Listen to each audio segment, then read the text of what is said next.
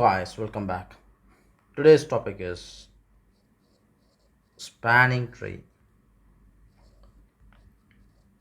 Spanning tree. So the definition is a spanning tree, a spanning tree of a connected graph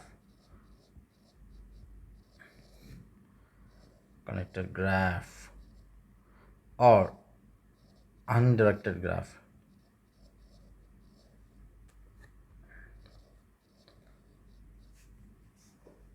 is a subgraph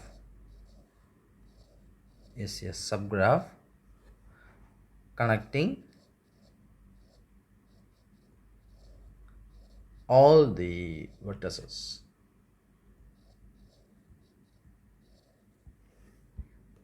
Okay, right? So the spanning, if a graph is given, if you want to make a spanning tree, so we need to connect all the vertex together at least once. Okay, we need to form a tree structure.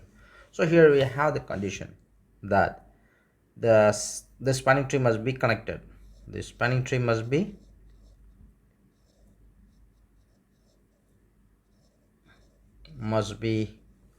connected graph. Already we have seen this concept connected graph in an earlier video. Connected graph. And number two, no cycle formation. No cycle formation. So these are the two conditions, right? So I give some small example. Let us take some graph. So I have a graph like this.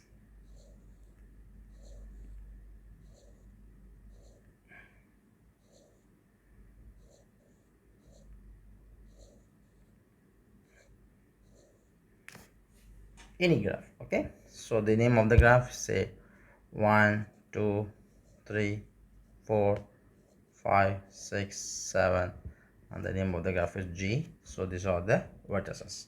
So I need to form a spanning tree. I can start from anywhere else. So I can start from anywhere. For example, I choose it. I start from 1. From 1 I go to, say, I can go to 2 or 4. I can go to 7 also. So I just going to 4. From here I go to 2, and here I go to 3, and here I go to 5. From here I go to 6. From here I go to 7. So if you draw this one, what will be the spanning tree? So for this graph, this is the spanning tree.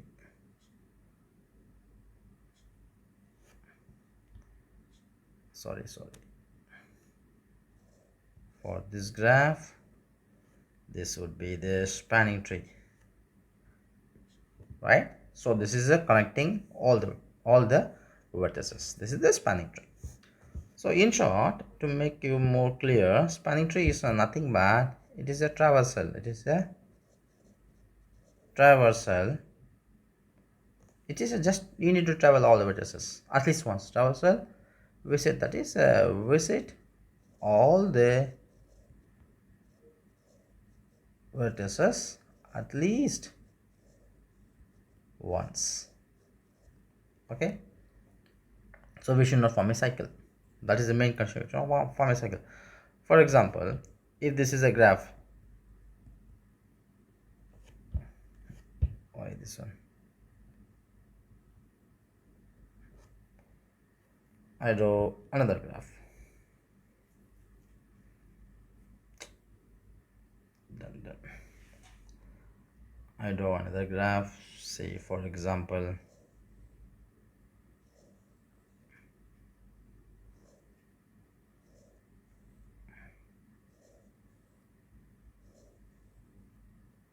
just a random. I'm just drawing a random. Okay, so 1 2 3 4 5 6. I draw it separately to make it more clear. So I need to draw the spanning tree. So there are 3 vertices here and 1 here and the 3 below this one. So the name is 1 2 3. this is 7. Okay, 7, 4, 5, 6. Okay, now I can start from anywhere else. Usually I start from 1. So from 1, that's edge is available, so I go along with the edge. I can go to 2, I go to 7, I go to 3. Now you should not come back to 2. If you come back to 2, what is happening? It forms a cycle. So the main condition of the spanning tree is you should not form a cycle. So if you feel that it forms a cycle, ignore that travel, ignore that path, right? So just continue. From 3 I can go to 6, and from 6 I can go to 5, from 5 I can go to 4. Okay, right? So this is the spanning tree. Clear? So there is another concept is there. For example, let us assume that spanning tree, another spanning tree. Spanning tree means what? It is visiting all the vertices. Okay, so we need to keep in mind that in real time we need to find the minimum spanning tree. Minimum spanning tree. Spanning tree. What is a minimum spanning tree? Meaning, so take a for example, take a cities. For example, take what kind of say Tokyo,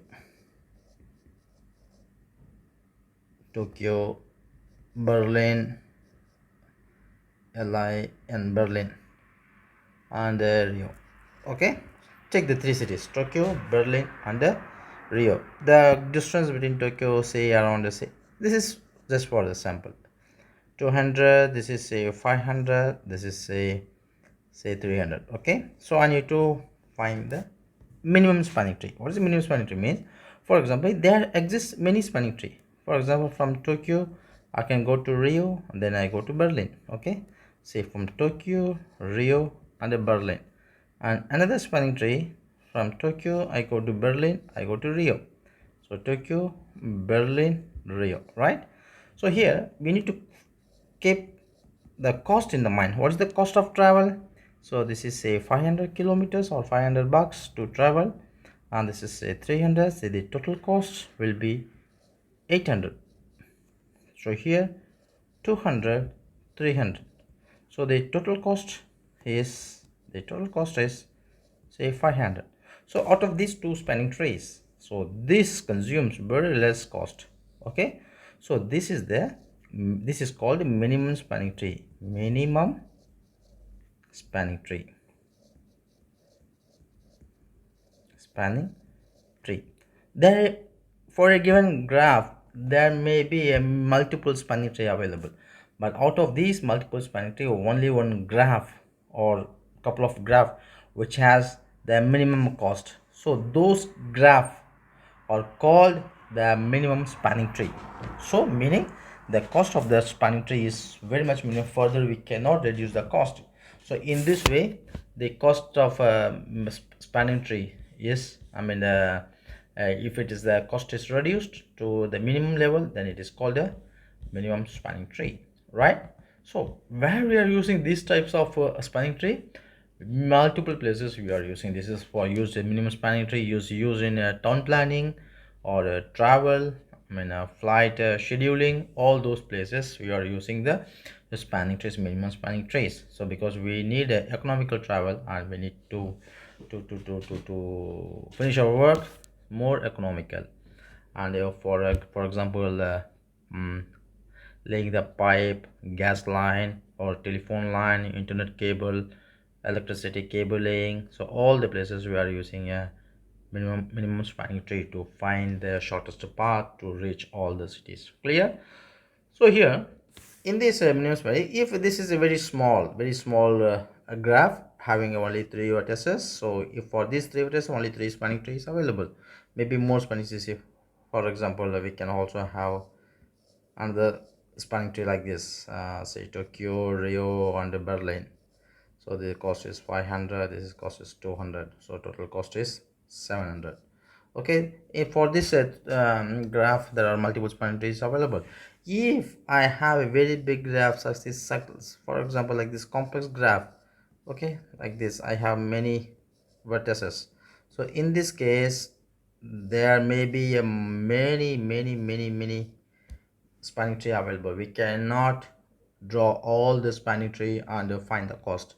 So for those purpose we have the concept, we have two algorithms.